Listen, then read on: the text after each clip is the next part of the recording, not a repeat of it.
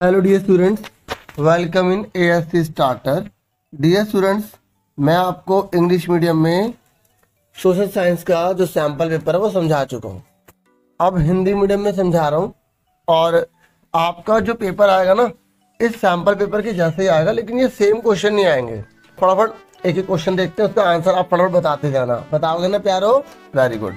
पहला है कि वायुमंडल में, अच्छा एक बात सुन लो, अगर इंग्लिश मीडियम वाले वीडियो देख रहे हैं तो वो इसको देख सकते हैं, नहीं तो आप डिस्क्रिप्शन में चेक कर लेना, मैंने इंग्लिश मीडियम के लिए अलग वीडियो बना रखी है। फिर भी इंग्लिश मीडियम वाले देख लें क्योंकि उनकी प्रैक्टिस हो जाएगी, ठीक है। तो वायुमंडल में सर्वाधिक पाई जाने वाली कौन सी गैस होती है? चार ऑप्शन आपके सामने है, ऑक्सीजन, नाइट्रोजन, आर्गन या कार्बन डाइऑक्साइड, ठीक है।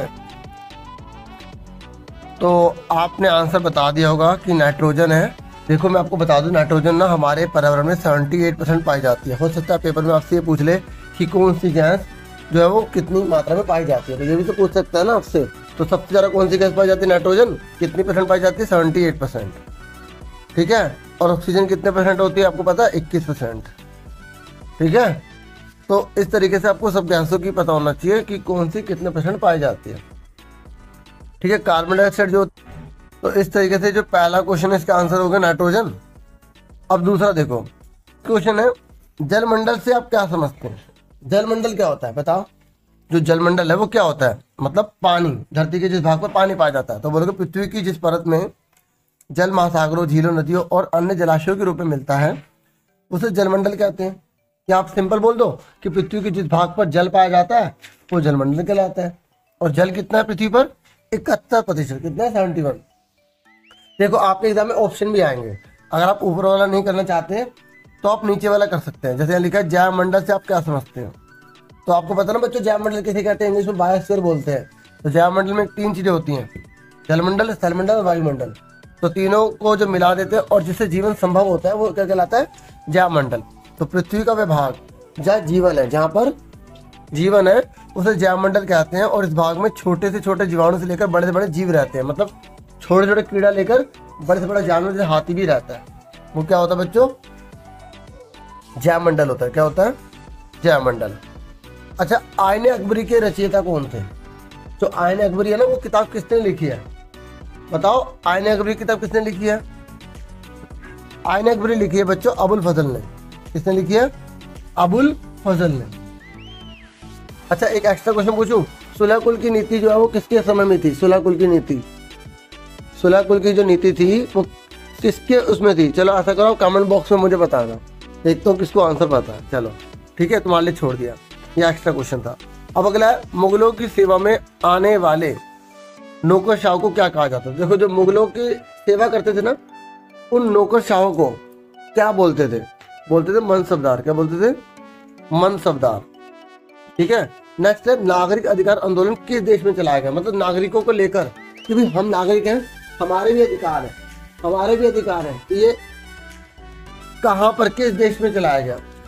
ये चलाया गया संयुक्त राज्य अमेरिका में। फिर नेक्स्ट है, राष्ट्रीय राजधानी क्षेत्र दिल्ली के स्वास्थ्य मंत्री का नाम बताइए। देखिए आपके एग्जाम में करंट अफेयर के क्वेश्चन भी आएंगे, जैसे दिल्ली के मुख्यमंत्री कौन है, दिल्ली के शिक्षा मंत्री कौन है, दिल्ली के परिवहन मंत्री कौन है। तो दिल्ली के मंत्री सारे याद कर लेना बच्चों, आएगा जरूर। अब जैसे लिखा है स्वास्थ्य मंत्री, आप सबको पता ना स्वास्थ्य मंत्री कौन है? सत्येंद्र कुमार जैन, हाँ या ना? अब शिक्षा मंत्री कौन है? मनीष सिसोदिया, हाँ या ना? नेक्स्ट है, मध्याह्न भोजन की व्यवस्था किस वर्ष संपूर्ण भारत में लागू की गई? देखो आपको मिड डे मील मिलता है, छठी से पहली से लेकर 8वीं तक के बच्चों को, या जो भी बच्चा स्कूल पढ़ता है 8वीं तक, उन सबको खाना मिलता है ना स्कूल में। तो वो मिड डे मील योजना है। तो ये जो मिड डे मील योजना है ये पूरे भारत में कब लागू हुई? 15 अगस्त 1995 को, ठीक है। 15 अगस्त 1995 को पूरे भारत में लागू किया गया था मध्याह्न भोजन की व्यवस्था की योजना। फिर नेक्स्ट क्वेश्चन है, निर्वाचन क्षेत्र से आप क्या समझते हैं? पता है बेटा आपको निर्वाचन क्षेत्र किसे कहते हैं? आपको पता है बेटी कि निर्वाचन क्षेत्र से आप क्या समझते हैं? बेटा आप बताओ या बेटी बताओ। देखो बच्चों, निर्वाचन क्षेत्र उसे कहते हैं जिस जगह पर ना प्रतिनिधि चुनाव लड़ते हैं और फिर अगर वो जीत जाते हैं तो वहां तक के एरिया पर शासन करते हैं। जैसे अगर आप बात करो, हम बात करते हैं, जैसे अब हम प्रधानमंत्री मोदी का ले लेते हैं, तो वो वाराणसी में जीते हैं ना, तो वाराणसी का पूरा क्षेत्र निर्वाचन क्षेत्र कहलाएगा, क्योंकि जहाँ से कोई व्यक्ति जीतता है ना, जो चुनाव लड़ता है, तो वहां तक का उसका क्षेत्र निर्वाचन क्षेत्र कहलाता है। तो आप ये बोलोगे निर्वाचन क्षेत्र ऐसे क्षेत्र को कहा जाता है जहाँ से प्रतिनिधियों को चुनाव किया जाता है और उस क्षेत्र के सभी मतदाता अपने मतों का प्रयोग करके उस प्रतिनिधियों को चुनाव करते हैं। तो वोट देंगे, जो जीतेगा फिर वो वहाँ पे शासन करेगा। ठीक है। और प्रतिनिधि मतलब पता है, समझ में आ गया? प्रतिनिधि किसे कहते हैं? जो चुनाव लड़ते हैं ना, वो प्रतिनिधि कहलाते हैं। देखिए, आपको मैंने पहला पार्ट तो पूरा करवा दिया, पहला पार्ट समझ में आ गया आप सबको। अब उसके बाद आपका सेक्शन बी है, ये 12 नंबर का है और आपको 2 से लेकर 5 तक के क्वेश्चन है और 3-3 नंबर का एक क्वेश्चन है। तो ये कह रहा है ग्रीन हाउस गैस से आप क्या समझते हैं? पता है बच्चों ग्रीन हाउस गैस क्या होती है? अच्छा, कोई बताएगा ग्रीन हाउस गैस का नाम क्या है? जैसे ग्रीन हाउस गैस का नाम है CO2, कार्बन डाइऑक्साइड। ठीक है। तो देखो, पता है ग्रीन हाउस गैस क्या करती है? जब सूरज की रोशनी आती है ना, तो ये सूरज की रोशनी को बंद कर देती है और धरती के अंदर रहने देती है। और इससे क्या होता है, धरती जो है ना वो ठंडी नहीं हो पाती। अगर ग्रीन हाउस गैस ना हो तो धरती इतनी ठंडी हो जाएगी कोई जिंदा ही नहीं रह पाएगा। समझो? तो ग्रीन हाउस गैस धरती के तापमान को बनाने का काम करता है। तो अगर आपसे पूछेगा ग्रीन हाउस गैस क्या होती है, तो आप बताओगे कार्बन डाइऑक्साइड वायुमंडल में फैलकर, या फैल कर देना, डबल लगा देना, फैलकर पृथ्वी से विकसित ऊष्मा को पृथ्वी पर रोककर ग्रीन हाउस प्रभाव उत्पन्न करती है, ऊष्मा को, हीट को रोक लेती है, और जिसके कारण इसे ग्रीन हाउस गैस कहा जाता है। और ग्रीन हाउस गैस के अभाव में, अगर ग्रीन हाउस गैस नहीं होगी तो पृथ्वी बहुत ठंडी हो जाएगी और इस पर रहना असंभव होगा, इसलिए यह बहुत आवश्यक गैस है। समझ में आ गया? अगर आप ग्रीन हाउस गैस नहीं लिखते तो ऑप्शन में एक क्वेश्चन और आ रहा है कि नाइट्रोजन गैस के बारे में बताइए। तो दोनों में से एक करना है। नाइट्रोजन गैस के बारे में जानते हो आप? नाइट्रोजन गैस, देखो नाइट्रोजन गैस जो है वो सबसे ज़्यादा पाई जाती है, 78% होती है। जब हम सांस लेते हैं तो हमारे फेफड़ों में भी जाती है और फिर हम जब छोड़ते हैं तो वापस बाहर भी निकल जाती है। नाइट्रोजन गैस पौधों के लिए बहुत ज़्यादा जरूरी है, पौधों के तो जीवन के लिए बहुत जरूरी है, पर नाइट्रोजन को पौधे सीधा नहीं ले सकते। जो मैं बोल रहा हूँ वही लिख सकते हो आप। और इसके लिए क्या होता है, पौधे सीधा तो ले नहीं सकते, तो इसके लिए क्या करते हैं, प्रकृति ने जीवाणु बनाए हैं। क्या बनाए हैं? जीवाणु बनाए हैं। तो जीवाणु क्या करते हैं, जैसे राइजोबियम, ठीक है, ये कुछ फलीदार पौधों की जड़ों में पाए जाते हैं। मैं एक्स्ट्रा इसलिए बता रहा हूँ ताकि आप एग्जाम में लिख सको। फलीदार पौधे होते हैं ना, जैसे चना हो गया, तो इनकी जड़ों में पाए जाते हैं और यहाँ पर ये नाइट्रोजन को नाइट्रेट्स में बदल देते हैं और नाइट्रेट्स में बदल देते हैं, इससे पौधे उन्हें ले पाते हैं। पौधे ना नाइट्रोजन को डायरेक्ट नहीं ले पाते, ठीक है। और इसलिए कुछ प्रकृति ने बैक्टीरिया बनाए हैं जो नाइट्रोजन को लेकर उसे बदल देते हैं नाइट्रेट्स में, और फिर पौधे उन कीड़े मकोड़ों को खा लेते हैं और इस तरीके से पौधे को नाइट्रोजन मिल जाती है, ठीक है, और पौधे इसका उपयोग कर लेते हैं। देखो, मानवीय पर्यावरण के 3 उदाहरण बताओ। मनुष्य ने जो पर्यावरण बनाया है ना, उसके 3 एग्जाम्पल बताओ। मनुष्य ने कौन कौन से पर्यावरण बनाए? जैसे मनुष्य ने उद्योग बनाया, मनुष्य पशुपालन कर रहा है, मनुष्य कृषि कर रहा है, उद्यान बनाए हैं।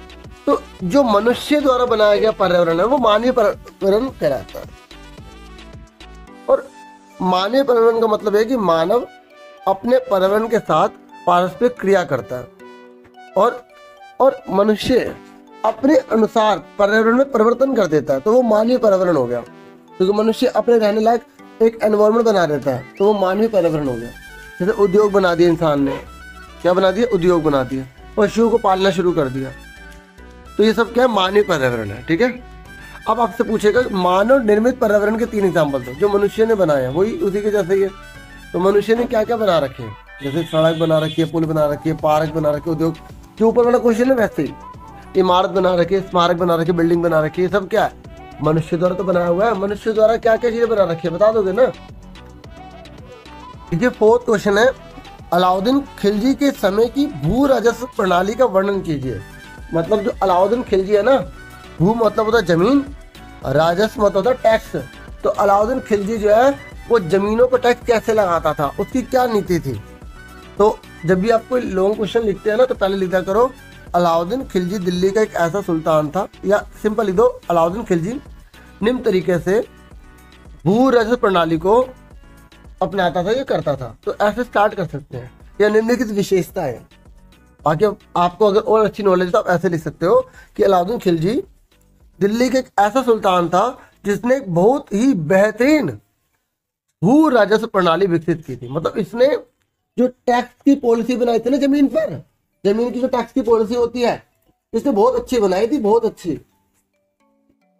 तो इसकी क्या विशेषताएं थी। पहला, अलाउद्दीन खिलजी के शासन काल में भू राजस्व के और वसूली के कार्य को राज्य अपने नियंत्रण में ले आया। देखो अलाउद्दीन खिलजी ने क्या करा, सारा टैक्स का सिस्टम अपने हाथ में ले लिया, लोगों पर नहीं छोड़ा, क्योंकि लोग तो बीच में घपला करेंगे। इसने सारा अपने कंट्रोल में कर लिया। पहला समझ में आ गया कि अलाउद्दीन खिलजी ने अपने शासनकाल में भू राजस्व के लिए क्या करा, सारा टैक्स का काम अपने राज्य के नियंत्रण में ले लिया। दूसरा, स्थानीय सामंतों से कर लगाने का अधिकार छीन लिया। जैसे ये स्थानीय कलाकार, स्थानीय ना, जैसे ये टैक्स लेती थी पहले इलाके से, चल भाग यहाँ से, तो उसे हटा दिया और बोला तू भी टैक्स भर। उन्हें भी चुकाने के लिए बाध्य कर दिया। उन्हें बोला कि देखो सामंत टैक्स नहीं भरते थे, सामंत किसानों से टैक्स इकट्ठा करके राजा को देते थे, लेकिन इसने क्या करा, राजा ने बोला कि जनता तू तो मुझे टैक्स भर, लेकिन सामंतों को बोला तुझे भी टैक्स भरना पड़ेगा, तुझे भी टैक्स भरना पड़ेगा। आ रहा है समझ में बच्चों। तो बच्चों समझ में आ गया, सामंतों को भी बोल दिया कि कर उन पे भी लगेगा। कर मतलब होता है टैक्स, ठीक है, ये नहीं कि कर काम कर, बोला कर नहीं, ठीक है, टैक्स वाला। ओके, आगे सुनो।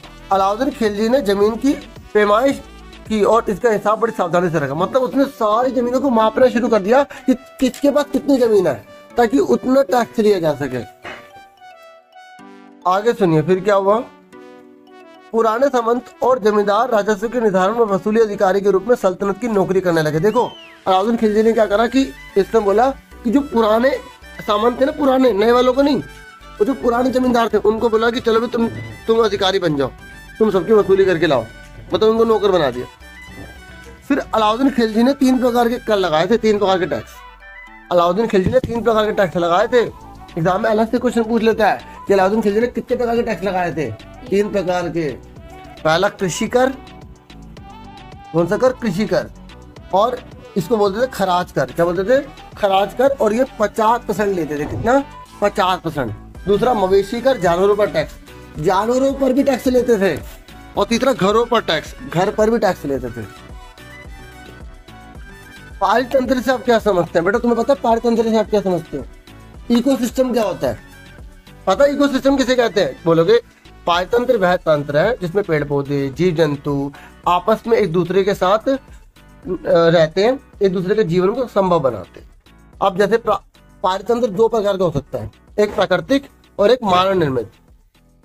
प्राकृतिक का मतलब होता है जो प्रकृति ने बनाया, जैसे जंगल प्रकृति ने बनाया तो वो। और मानव निर्मित का मतलब हो गया जैसे आपने क्या बना दिया, आपने मान लो बाग बना दिए, बगीचे बना दिए, ठीक है, पार्क हो गए, ठीक है, तालाब आपने बना दिया, तो ये मानव निर्मित पारितंत्र होगा। पारितंत्र का मतलब समझ लो, पारितंत्र में क्या होता है, पेड़ पौधे और जीव जंतु एक दूसरे पर निर्भर होते हैं और एक दूसरे पर आश्रित होते हैं और एक दूसरे के जीवन को संभव बनाते हैं। जैसे हम है ना, पेड़ पौधों पर निर्भर है, पेड़ पौधों से ऑक्सीजन मिलेगी और हम कार्बन डाइऑक्साइड देंगे, पौधों को कार्बन डाइऑक्साइड मिल जाएगी। तो हम क्या बना रहे हैं, पारितंत्र बनाते हैं। क्या बनाते हैं, पारितंत्र। ये देखो सभी पेड़ पौधे, जीव जंतु एवं मानव अपने आसपास के पर्यावरण पर निर्भर होते हैं तथा एक दूसरे पर आश्रित भी होते हैं। जीवधारियों का आपसी एवं अपने आसपास के पर्यावरण के बीच यह संबंध पारितंत्र का निर्माण करता है। आप मेन बता सकते हो। देखो ये लिखा भी है कौन कौन से पारितंत्र होते हैं। अधिक वर्षा वाले वन, घास के मैदान या घास स्थल, रेगिस्तान, तालाब, ये सब पारितंत्र है। आपसे पूछेगा ना पारितंत्र के एग्जाम्पल दो तो बता दोगे ना। तो ये करो, ये सारे क्वेश्चन आंसर अच्छे से करो क्योंकि इसके अंदर से भी पूछ सकता है, खाली ऊपर से याद मत करना, डीपली याद करना, डीपली। नेक्स्ट सुनो, अब हम आ गए 6ठे और 7वें क्वेश्चन पर। ये आपको 4 मार्क्स का तो काफी बड़ा लिखना पड़ेगा। ठीक है, देखिए अब हम कर रहे हैं क्वेश्चन नंबर 6। ठीक है, तो ये क्वेश्चन नंबर 6 बहुत ज़्यादा इंपॉर्टेंट है, इसके अंदर से बहुत सारे क्वेश्चन बनकर आते हैं। सुल्तानों को एक विशाल सेना रखनी पड़ती थी, कारण बताइए। जो सुल्तान होते थे ना, सुल्तान, इनको इतनी बड़ी बड़ी मात्रा में सेना क्यों रखनी पड़ती थी? देखो आप लिखेंगे सुल्तानों को एक विशाल सेना निम्नलिखित कारणों से रखनी पड़ती थी। ठीक है, अगर फुल मार्क्स लाने हैं तो ऐसे जरूर लिखना।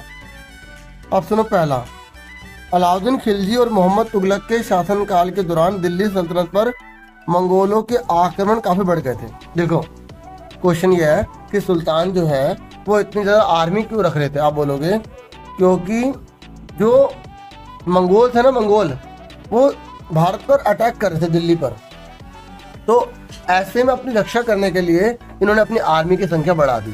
किसने बढ़ा दी? अलाउद्दीन खिलजी ने और मोहम्मद तुगलक ने। ठीक है, दूसरा, मंगोल आक्रमण से राज्य को सुरक्षित रखने के लिए दिल्ली के सल्तनत को एक विशाल सेना रखनी पड़ती थी। और मंगोल वही सेम उसी की तरह बताया कि मंगोलों से अपनों को बचाने के लिए बहुत बड़ी मात्रा में आर्मी की जरूरत थी, इसलिए सेना रखी।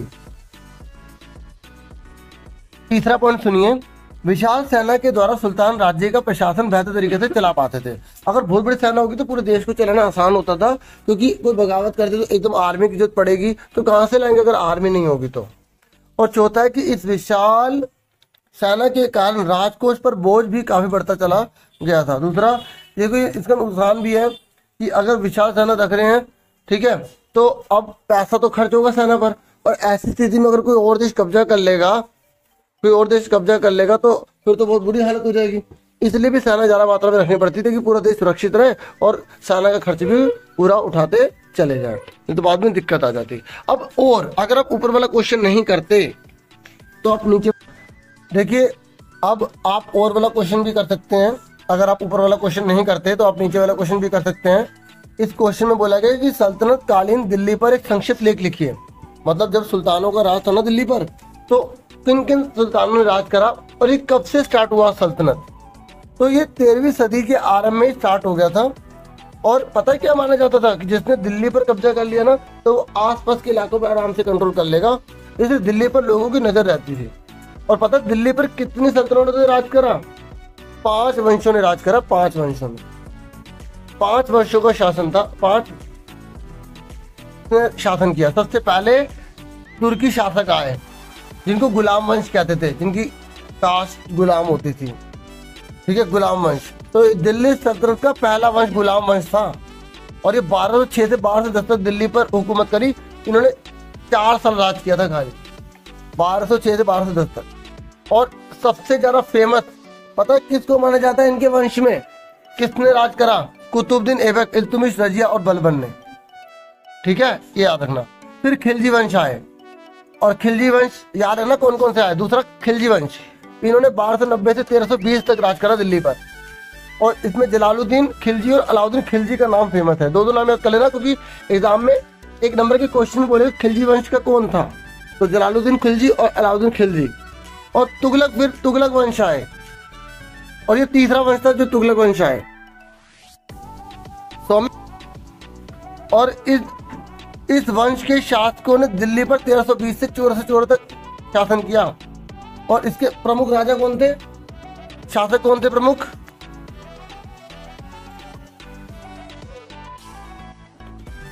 प्रमुख शासकों में एक थे गयासुद्दीन तुगलक, मोहम्मद तुगलक और फिरोज तुगलक। ठीक है, और फिर सैयद वंश आए, कौन है? सैयद वंश।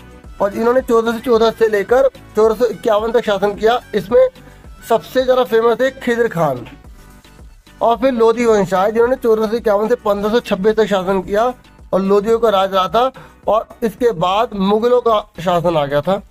ठीक है, तो ये मैंने आपको 5 बता दिए। उसके बाद नेक्स्ट क्वेश्चन है, सबसे इम्पोर्टेंट क्वेश्चन है, रोजा पार्क्स कौन थी और संयुक्त राज्य अमेरिका में चले नागरिक अधिकार आंदोलन में उनकी भूमिका पर प्रकाश डालिए। देखिए, रोजा पार्क्स 1913 से 2005 में एक अफ्रीकी अमेरिकन महिला थी। उस समय महिलाओं के साथ बहुत अत्याचार अन्याय होता था, तो इन्होंने आवाज उठाई थी और इन्होंने अमेरिका का इतिहास बदल के रख दिया। 1 दिसंबर 1955 की बात है। पूरा दिन भर काम करके बस में जब बैठी सीट पर, तो एक गोरा आदमी आता और कहता चल उठ जाए यहाँ से, क्योंकि काले लोगों के साथ अन्याय अत्याचार होता था। तो इसने विरोध करा और तब से वो विरोध इतना बढ़ गया कि नागरिक अधिकार आंदोलन बदल गया, नागरिक अधिकार आंदोलन में बदल गया। और 1964 के नागरिक अधिकार आंदोलन में नस्ल, धर्म और राष्ट्रीय मूल के आधारों पर भेदभाव को खत्म कर दिया गया। ठीक है, और इसने यह भी कहा कि अफ्रीकी अमेरिकन बच्चों के लिए अब स्कूल के दरवाजे खोले जाएंगे। पहले अफ्रीकी अमेरिकन जो बच्चे थे ना, उनके लिए दरवाजे नहीं खुले थे, बहुत अत्याचार होता था उनके साथ। अब उन्हें उन अलग स्कूल में नहीं जाना पड़ता, अब उन्हें अधिकार मिल गए जो विशेष रूप से केवल उन्हीं के लिए खोले गए थे। इतना होने के बावजूद भी अधिकांश अफ्रीकी अमेरिकन गरीब है, अभी भी गरीब है। इतने अधिकार तो मिल गए, अभी भी गरीब है वो। ठीक है, अधिकतर अफ्रीकन अमेरिकन बच्चे केवल ऐसे सरकारी स्कूल में प्रवेश लेने के लिए सामर्थ्य रखते हैं जहाँ कम सुविधाएं हैं, मतलब जहाँ कम सुविधाएं हैं और कम योग्यता वाले शिक्षक हैं। जबकि जो गोरे लोग हैं ना, थोड़ा करेक्शन कर लेना, बोल भी रहा हूँ। ठीक है, गोरे जो बच्चे हैं वो या तो प्राइवेट स्कूल में पढ़ते हैं या ऐसे सरकारी स्कूल में पढ़ते हैं जहाँ काफ़ी अच्छी सुविधाएं हैं। मतलब इस तरीके से आज भी जो है वो जो अश्वेत है उनके साथ अन्याय होता है। उसके बाद बच्चों खंड घ है, और यह आपकी 4 पैसेज हैं। इन पैसेज को पढ़कर आपको इनके आंसर देने हैं। ठीक है, पैसेज आप देख लो, ये पैसेज है और अब आपको आंसर देने हैं। ठीक है, पैसेज आप खुद पढ़ेंगे। पिता की ओर से मुगल किस वंश से संबंधित है? देखो, पिता की ओर से वो तैमूर से थे, माता की ओर से वो किससे थे? चंगेज खान के। ठीक है, मंगोल थे मतलब। आंसर नीचे दिया है। तैमूर की मृत्यु कब हुई थी? बताओ, चारों में से कब हुई थी? कब? तो 1404 में। देखो, ये आपको सिर्फ पैसेज में से देख के करना है, आपको पैसेज नहीं उतारने, केवल आंसर करना है। ठीक है, और फिर नेक्स्ट है, तैमूर ने दिल्ली पर कब्जा कब किया? तो 1398 में किया था। ठीक है, फिर उसके बाद एक नई पैसेज आएगी, आप देख सकते हैं पैसेज है, बहुत ही आसान है बच्चों। आपने पढ़ा होगा ना, रूढ़िबद्ध किसे कहते हैं? जब हम किसी के बारे में कोई छवि बना लेते हैं, पक्की धारणा बना लेते हैं, उसे रूढ़िबद्ध कहते हैं। तो पहला, लड़के खाना नहीं बना सकते, तो आपको बताना है कि क्या ये रूढ़िवादिता है? बोलोगे लड़के खाना नहीं बना सकते, यह एक रूढ़िवादी धारणा है, क्योंकि खाना कोई भी बना सकता है, चाहे वो लड़का हो लड़की। रूढ़िवादी का मतलब होता है एक आपने थॉट बना लिया, विचार बना लिया। ठीक है, रमेश एक जाति विशेष से आता है इसलिए वह कंजूस होगा। बताओ ये सही है? बोलो कि यह भी एक रूढ़िवादी धारणा है। ऐसा नहीं होता कोई किसी जाति का तभी कंजूस होगा, कोई भी कंजूस हो सकता है। नेहा पढ़े लिखे नहीं है इसलिए वह परिश्रम नहीं करती। क्या ऐसा है बच्चे, जो लोग पढ़े लिखे नहीं होते वो मेहनती नहीं होते? तो आप बोलोगे ये भी एक क्या है, रूढ़िवादी कथन है। और ऐसा नहीं होता कि जो पढ़े लिखे लोग नहीं होते वो मेहनती नहीं होते। आपको ऐसे अपने लैंग्वेज में बनाकर लिखना है। ठीक है, फिर सुरेश कहता है कि लड़के रोते नहीं है, तो बताओ ये सही है? आप बोलोगे ये भी रूढ़िवादी कथन है, क्योंकि ऐसा नहीं है कि लड़के नहीं रोते, लड़के भी रोते हैं। ठीक है, अब उसके बाद एक क्वेश्चन नंबर 10 है जिसमें पार्टी से रिलेटेड आएगा। आप ऐसा क्वेश्चन एक और आएगा नया बन के। तो ये बोल रहा है कि बहुमत के लिए कितनी सीटों की आवश्यकता होगी? बताओ बहुमत के लिए कितनी सीट चाहिए? ये 236 लिखा है ना, इसका आधा कर दो, 2 एकम 2, 2 एकम 2। ठीक है, 2 8 16, 118, 1 जोड़ दो तो 119। तो बहुमत के लिए कितनी सीट चाहिए? 119 चाहिए। देखो, अगर कभी भी आपसे पूछेगा ना बहुमत के लिए कितनी सीट चाहिए, तो आधा करके 1 जोड़ देना। फिर नेक्स्ट है, कौन सा दल सरकार बना सकता है? कौन सा दल सरकार बना सकता है? बताओ कौन सा दल सरकार बनाएगा? किसको मिली हुई 119 सीट? राष्ट्रीय पार्टी। ठीक है, फिर नेक्स्ट है, स्वाभिमान पार्टी के सदस्यों की संख्या कितनी है? चेक करते हैं, 110। ठीक है, 110 आ गए। फिर आपकी एक और पैसेज आएगी। ठीक है, और इस पैसेज को देखकर आपको आंसर बताना है कि पृथ्वी की सतह के पास मौजूद वायुमंडल की परत है। देखो, सब इसी में लिखा हुआ है ना। ठीक है, पृथ्वी की पर सबसे पास ये लिखा शोभ मंडल। ठीक है, तो शोभ मंडल आ गया। आपको ढूंढना है पैसेज में से। फिर वायुमंडल की कौन सी परत बादलों से मुक्त होती है? मतलब बादल नहीं होते, किस परत में बादल नहीं होते? तो समताप मंडल में बादल नहीं होते। ओजोन परत उपस्थित होती है। बताओ ओजोन परत जो है वो किस में होती है? शोभ मंडल में, समताप मंडल में, मध्य मंडल में या वायुमंडल में? तो समताप मंडल में। उसके बाद बच्चों ये आपका लास्ट ई सेक्शन है, मानचित्र वाला। आपको मानचित्र भरना है, ठीक है। वह राज्य जहां अकबर ने इबादत खाना बनाया था, तो मैप में भरेंगे यूपी में। वह राज्य जहां बाबर ने इब्राहिम लोधी को हराया था, हरियाणा में। वह राज्य जहां चित्तौड़ स्थित है, राजस्थान में। वह राज्य जहां बीजापुर स्थित है, कर्नाटक में। और वह राज्य जहां पटना स्थित है, बिहार में। तो इस तरीके से आप मैप ही पूरा दिखा देंगे, ठीक है। तो आपको पता ना कौन सा राज्य का है, तो ये ऊपर लिख दिया है, आप यहाँ देख सकते हैं, ठीक है। ये आपका है, आपका यूपी है, ये आपका हरियाणा है, ये आपका राजस्थान है, ठीक है। और ये आपका है बिहार, और ये है आपका, ये बीजापुर है ना आपका, तो ये आपका कर्नाटक है, ठीक है। देखिए मैप में ना मैंने एरो यहाँ पर नहीं है, ठीक है। मैं आपको करेक्शन कर दूँ।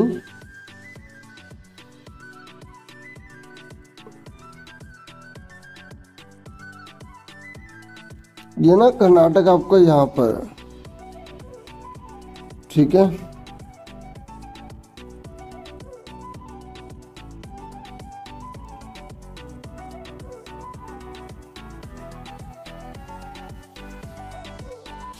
ये कर्नाटक है आपका, ठीक है। ये महाराष्ट्र पे कर दिया था, वो गलत है, ठीक है। तो ये है कर्नाटक आपका,